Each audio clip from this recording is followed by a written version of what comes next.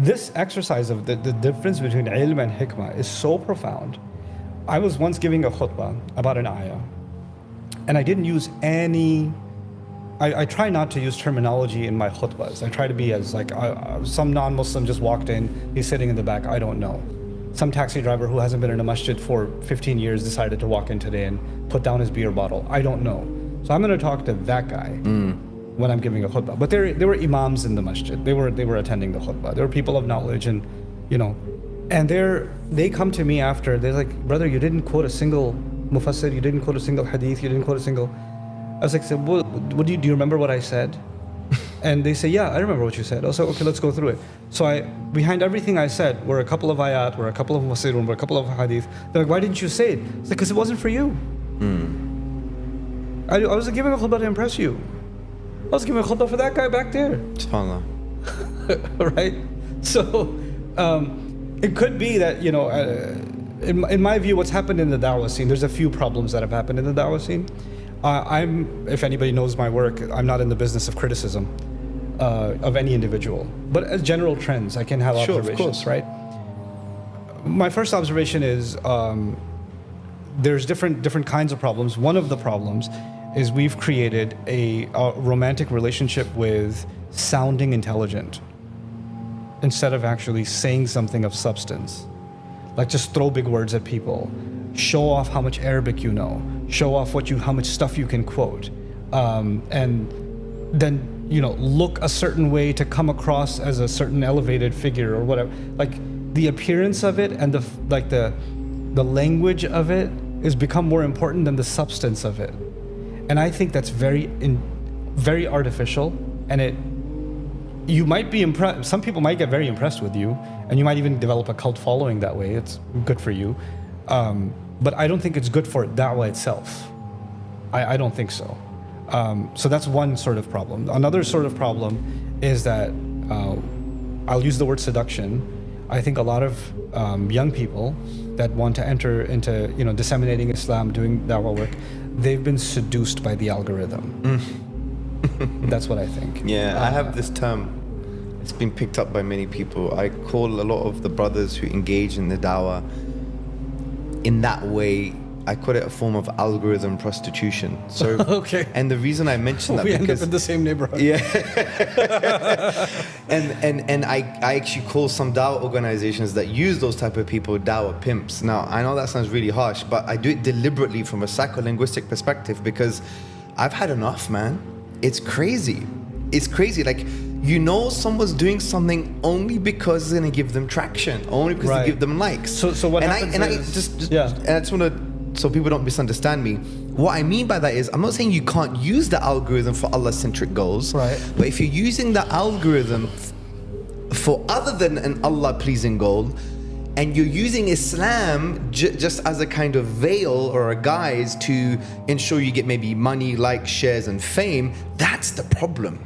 Yeah, and that's where I think there'll be a lack of barakah. But before you get to your point, I want to mention this, and I wanted to mention it earlier when you talked about the restraining aspect of hikmah, even the aql, and also what you're mentioning now about the ego, which actually quite moved me. Yeah, Umar ibn al-Khattab radiallahu anh, he said, if you have humility, Allah will give you hikmah.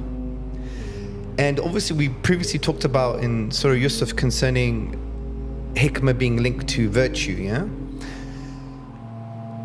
There is something kind of spiritual or psychological or internal that is necessary in order for you to even be granted with hikmah. Because if you have that restraining your emotions, as you said, you require some kind of tarbiyah or some form of tazkiyatun nafs, or dealing with the ego, or dealing with those elements that you just mentioned. So I wanted to mention what Umar ibn al-Khattab radiallahu anh said, because I find it interesting, because you can never find, it's hard to find someone who is a person of hikmah and they're arrogant. I've never even, although when we see about in the movies, the wise guy is an arrogant guy, right? But in the tradition, you're actually a humble person, right? And that's a missing conversation in how to develop hikmah within ourselves. You need that experience, you need that humility as well, and that comes with lots of different things. I wanted to mention that, but carrying with your point, concerning the daawah. You're saying, people are seduced with the algorithm. Look, if I'm going to decide that I did some angry bit about something that happened in the world, and I decided to talk about it on social media, and I sounded very angry, and it got a lot of engagement, a lot of traction, and I say, wow, when I'm angry, people like it. I'm gonna be the angry daawah guy, right? And then now I need to keep finding things to be angry about. That's interesting. Because it's gonna feed the monster, right?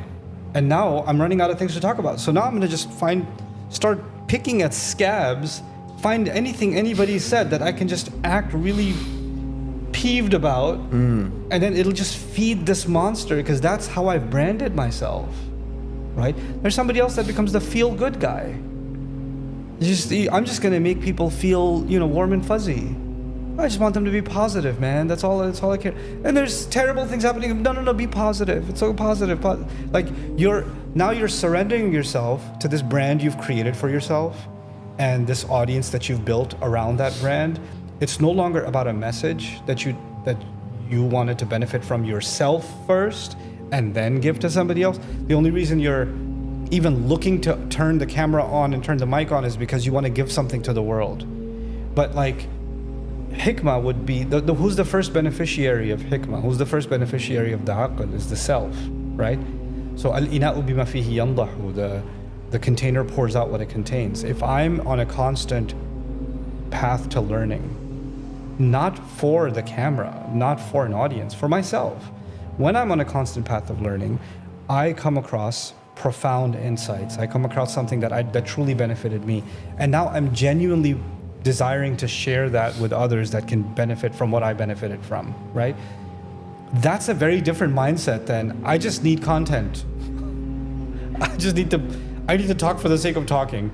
I'm running out of stuff to say, And then there are unfortunately people that are just, you could follow what they were saying 5 years ago to what they're saying 5 years later, 10 years ago, 10 years later.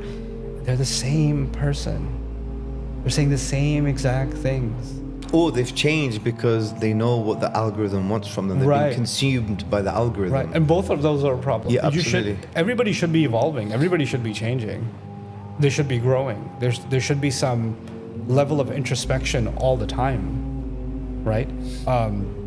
But we're not putting learning at the forefront. And I think anybody in Daawah space, there should be a full-time learner. Because if like I see myself, I turn a camera on, or I go and I'm speaking somewhere, people are taking what I'm saying seriously. Many people hate what I say, that's fine, but there's enough people that are taking what I'm saying very seriously. Yes. Now that becomes a very heavy burden on me. Absolutely. That means that if I have an intellectual or wisdom cap, then I've set that cap for a lot of people, right? So if I don't keep pushing myself to grow, to better, to expand my horizons, to learn more, to explore more, then I'm doing a disservice to anybody who's ever listening to what I have to say. I need to become a bigger student than any of my students, right? And if I'm not doing that, I'm not doing justice to this job. Now, it's quite easy for me not to do that. It's actually quite easy for me to stop learning altogether, just chill, and because I know how to talk. I could just turn the camera on and just talk. Yes. Nobody will know the difference. They're not going to know the difference, but I will. I can't live with myself, So I think that mindset needs to be politely encouraged among people that are interested in contributing. I don't think, and when young people come to me and say, hey, tell me about leadership, how do you become a leader? I said, that is the problem. That is the fundamentally problematic mindset and question. Why are you interested in becoming a leader? Leadership in Islam is not a person. Leadership is service. You're providing a service. You're so dedicated to providing that service that when Allah puts barakah in that service, that people assume that you are leading or you're a leader in that service. But it's not because you self-proclaimed or pursued leadership. You just pursued ihsan in a service. Yeah, leadership is a way of being. It's not just a title. Yeah. You could actually lead and not have the title. Yeah. Yeah, for sure. And love, service, leadership is actually, in my view, the leadership style of the Prophet sallallahu alaihi wasallam. Yeah, it's a good way to put it. So how do we become people of hikmah? That's a big question.